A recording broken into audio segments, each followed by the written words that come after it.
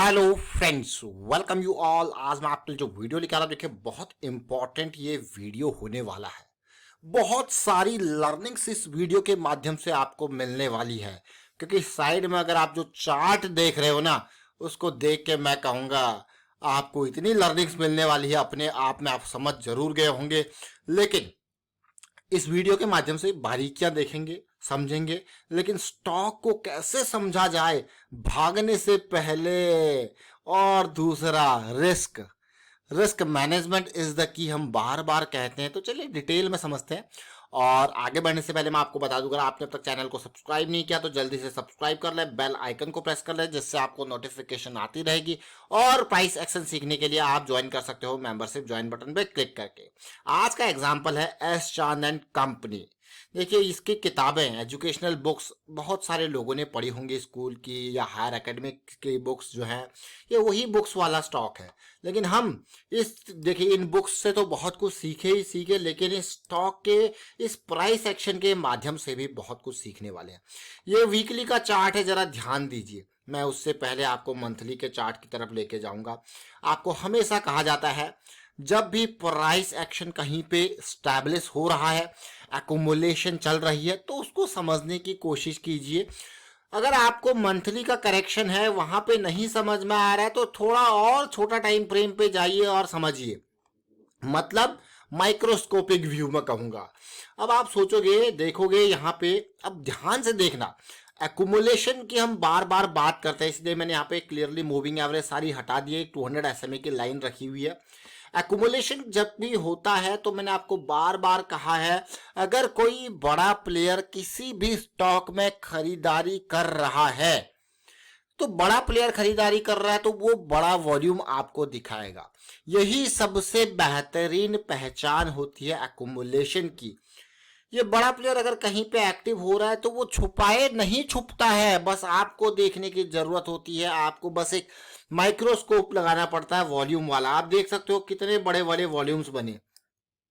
अब ये देखिए, इस बड़े वॉल्यूम को आप देख सकते हो, फिर से देखिए रैली हुई, फिर बड़ा वॉल्यूम बना, देख रहे हो। लेकिन जब वो बड़ा प्लेयर जब वॉल्यूम बना रहा है, ध्यान रखना इस बात को और लिख के रखना, तो अक्सर अक्सर अगर उसको और बाइंग करनी है उस पर्टिकुलर स्टॉक में, तो वो प्राइस को कंट्रोल करने की कोशिश करता है और वो बहुत टाइम तक उस स्टॉक में बने रह सकता है, धीरे धीरे भी अकुमुलेट कर सकता है।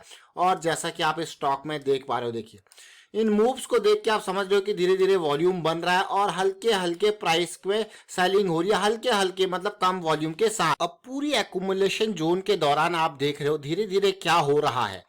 ये जैसे जैसे प्राइस भी नीचे आ रहा, ओवरऑल वॉल्यूम भी आपने देखा ये कम होता गया कि नहीं होता गया।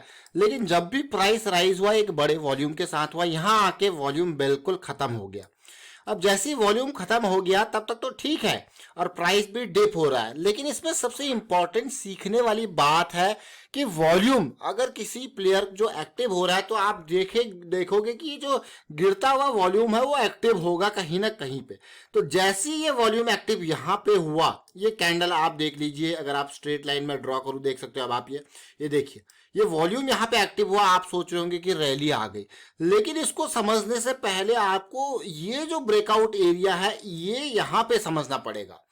ये ब्रेकआउट एरिया जहां पे ये इस लेवल से बाहर जा रहा है, यानी कि इससे पहले कैंडल के वॉल्यूम से पहले। अब आप कहोगे यार वॉल्यूम तो आपको दिखा, ये धीरे धीरे सब कुछ आपको समझ में आ रहा है कि कैसी सिचुएशन बन रही है। अब ये पार्ट देखिए, 200 SMA जो रेजिस्टेंस का काम किया वो यहाँ पे सपोर्ट का काम किया और ये आपके रडार में यहाँ पे ये स्टॉक आएगा। लेकिन इसी पार्ट को अगर आप, जैसे आपने देखा ये वॉल्यूम यहाँ पे बना पड़ा, लेकिन जब तक आप बाय करने जाओगे 140 के लेवल पे, तब तक प्राइस में अच्छा खासा राइज हो चुका है कि नहीं, ये देखिए। लेकिन इसको इस जड़ पे कैसे समझना है उसको समझेंगे छोटे टाइम फ्रेम पे जाके, यानी कि ये वीकली का टाइम फ्रेम है। और इस जड़ पे समझने के लिए आपको दिख रहा है कि क्लियर कट ब्रेकआउट हो रहा है, कंफर्मेशन के लिए जाएंगे छोटे टाइम फ्रेम पे और वहां पर रिलेट करने की कोशिश करेंगे, क्योंकि पूरी करेक्शन के दौरान आपको पता लग गया कि भाई एक्युमुलेशन जोन चल रहा है, धीरे धीरे कभी भी ये इस तरीके की सिचुएशन बना के देगा। तो इसके लिए हमने एक बहुत ही साधारण सी चीज आपके लिए तैयार करके रखी हुई है, जिसकी हम बार बार चर्चा करते हैं। और उस बार बार चर्चा करने की हम बात करते हैं तो देखिए एरिया ब्रेकआउट हुआ ये लेवल पे, लेकिन क्या हम मोमेंटम बॉक्स में बन आए? क्या हमारा एमएसीडी और या फिर मैं कहूंगा हमारा मूविंग एवरेज या हमारा 200 एसएमए की लाइन या हमारा आरएसआई क्या वो मोमेंटम बॉक्स में आया? तो ये देखिए, अब आप, मैं आपको यही नहीं कहूंगा कि यहाँ पे आपने बाइंग कर ली 120 के अराउंड, लेकिन ये सिचुएशन देखिए, यहाँ तो आप सॉलिड कंफर्मेशन हो 120 125 की रेंज में, तो ये मोमेंटम बॉक्स को समझना बहुत इंपॉर्टेंट है। ये देखिए, तो ये पूरी की पूरी प्रक्रिया आपने देखी किस तरीके से एक्युमुलेशन का फॉर्मेशन हुआ, फिर उसके बाद आपने कंफर्मेशन जब हुई, जब मोमेंटम बॉक्स का यहाँ पे डेवलपमेंट हुआ, मोमेंटम बॉक्स आपको नजर आया, मतलब ये जब मोमेंटम बॉक्स नजर आया तो ये फिर आपका एक सॉलिड कंफर्मेशन हो जाता है, जिसको आप बहुत तसल्ली से देख रहे हो, समझ रहे हो। तो इसका स्टार्टिंग कहां से हमने किया? एक बड़े टाइम फ्रेम की। देखिए ये जो प्रोसेस है इसको समझिए, आप सीधे मोमेंटम बॉक्स को समझने लग जाओ को that will be a difficult part and that will be a stand alone part. And again हमें यहाँ पे स्टैंड अलोन नहीं, बल्कि हमें यहाँ पे मल्टीपल टाइम फ्रेम की अंडरस्टैंडिंग से चलना है। तो हमने स्टार्ट कहाँ से किया था? मंथली वीकली टाइम फ्रेम पे हम करेक्शन को समझ रहे थे, जो कि काफी लंबे टाइम तक चली थी। उस करेक्शन में हमने वॉल्यूम को आइडेंटिफाई करने की कोशिश की कि भाई जो बाइंग हो रही है वो धीरे धीरे यहाँ पे डिमिनिश हुआ और फिर अचानक यहाँ पे वॉल्यूम का ब्रेक होता हुआ दिखा। तो वो जो करेक्शन रिजॉल्व हुई तो हमें सॉलिड कंफर्मेशन के लिए छोटे टाइम फ्रेम पे गया और अपने फेवरेट एरिया यानी कि मोमेंटम बॉक्स को अंडरस्टैंड करने की कोशिश की, जिसने एक डबल श्योरिटी दी और रिस्क, उसने रिस्क को मिनिमाइज कर दिया। अब अगर आप यहाँ पे एंट्री ले रहे हो, देखिए इससे पहले का अगर मैं यहाँ पे कहूँ कि जॉइंट का नीचे का एरिया ये लेवल है, या यहाँ पे एंट्री ले रहे हो ब्रेकआउट पे तो ये लेवल है, तो कम से कम रिस्क के साथ आपको अपॉर्चुनिटी दी और आप गेन देख सकते हो परसेंटेज वाइज। अगर मैं यहाँ पे ब्रेकआउट से लूँ 116 से तो ऑलमोस्ट 75% का गेन, अगर थोड़ा और ऊपर से लेते हो 125 के लेवल से तो आप देखिए ऑलमोस्ट 60% का गेन। तो आप ओवरऑल सिचुएशन को समझिए। तो ये पहला गेन आपने देखा, लेकिन इस पूरे प्रोसेस के दौरान अगर आप देखोगे, जैसे हम बार बार बात करते हैं डिमांड जोन की, तो मैं आपके सामने ये पार्ट ड्रॉ करूंगा। क्यों? क्योंकि जब प्राइस राइज हुआ तो अब ध्यान से समझने की कोशिश करना कि डिमांड जोन हम बार बार कहते हैं, देखिए पूरा का पूरा ये एरिया प्राइस बार बार यहीं पे बेस बना रहा है।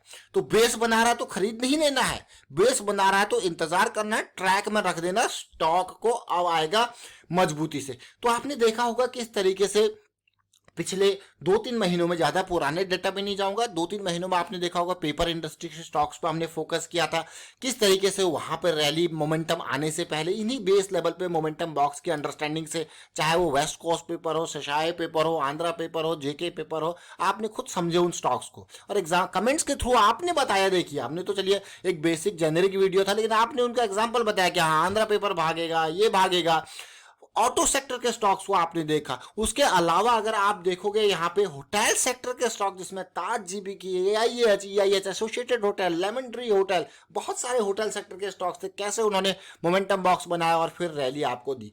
तो ये बहुत छोटी छोटी चीजें जरूर हैं, लेकिन इनकी अपनी एक इंपॉर्टेंस है। लेकिन मैं आपको हमेशा कहूंगा लर्निंग को हमेशा प्रायोरिटी पे रखना है। मार्केट में पैसा बात की बात है, लर्निंग को प्रायोरिटी पे रखना है, अर्निंग को सेकेंडरी पे रखना है। लेकिन जो आपकी सबसे बड़ी इन्वेस्टमेंट होती है, सबसे बढ़िया इन्वेस्टमेंट होती है, वो लर्निंग होती है। वो लर्निंग होती है जिसको आपसे कोई नहीं छीन सकता। एक बार आप ये चीजों को सीख गए तो उसके बाद आपको उससे कोई नहीं छीन सकता आपसे, मैं कहूंगा। तो ये एक ऐसी चीज है, एक ऐसी इन्वेस्टमेंट है, शेयर भी मार्केट गिरेगा तो आज नीचे चले जाएगा, वो आपको बेचना पड़ेगा, लेकिन ये लर्निंग आपकी हमेशा आपके दिलो दिमाग में बसी रहेगी। तो लर्निंग सबसे बढ़िया इन्वेस्टमेंट होती है, ये मेरा मानना है। लंबी से लंबी जब तक रहते हैं तब तक दिमाग रहेगा, तब तक ये लर्निंग रहती है। तो ये बहुत बढ़िया इन्वेस्टमेंट है। तो इस इन्वेस्टमेंट के ऊपर फोकस करना है। और यहाँ पे आपको पैसा नहीं चाहिए इस चीज के लिए, इस इन्वेस्टमेंट के लिए आपको पैसा नहीं चाहिए, बस टाइम का इन्वेस्टमेंट चाहिए। तो इसीलिए हमने प्राइस सेक्शन की सीरीज आपके लिए रेडी कर रखी है। बस आपको ज्वाइन बटन पे क्लिक करना है, यहाँ पे पैसा नहीं टाइम इन्वेस्ट करना है, टाइम। वाइंड अप करता हूँ, वीडियो को शेयर कीजिए, लाइक कीजिए, प्राइस सेक्शन सीखते रहिए, प्रैक्टिस करते रहिए। अगर आप इन वीडियोस के माध्यम से जरूर कुछ सीख पा रहे हो तो कमेंट्स के थ्रू हमें भी बताइए, जिससे हम मोटिवेट होंगे और यहाँ पे आपके लिए और अच्छे से वीडियोस क्रिएट कर पाएंगे। Thank you for watching the video.